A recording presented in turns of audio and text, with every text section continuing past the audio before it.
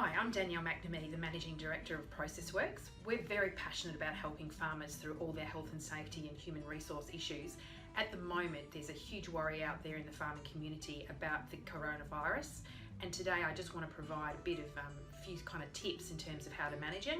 We suggest you do have a safe work procedure, which we can provide you if you want to contact us. It is important to take this seriously. This is an incredibly serious time in our health and also in our economy. So we really strongly suggest that you follow some of the steps we're talking about today. One of the first things to do is to have one person who's going to be responsible for making sure that you're putting this safe work procedure in place or managing coronavirus on your property. That typically would be the farm manager. Really important to identify at-risk people on your farm. So that could be elderly people on the farm, it could be people that have illness, for example cancer, it could be Aboriginal people, Torres Strait Islanders who have a high risk. So very important to be aware of those people. So once you've identified the people, you might wonder what is best to do. Well, the first thing is to absolutely make sure that they're not in a position to be closer than 1.5 metres from someone. I would suggest that they have their own living quarters, that they have extra hygiene around where they work. For people at higher risk, we'd also recommend not sharing machinery or vehicles. So like I said at the beginning, one of the best things about a farm is that it is isolated.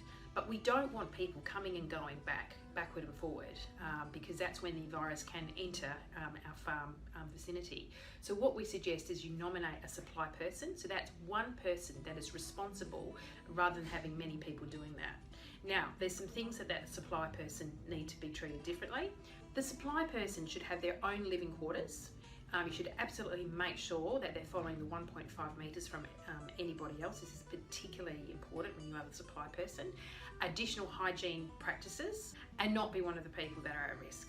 So people are talking about farm lockdowns. So what do we mean by farm lockdowns?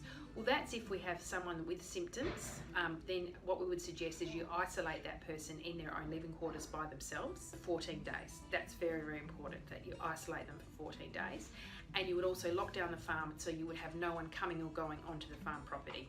If you have concerns or queries or who would like a safe work procedure, then you need to contact ProcessWorx on 089 316 9896 or visit our website processworx.com.au or inquiries at ProcessWorx.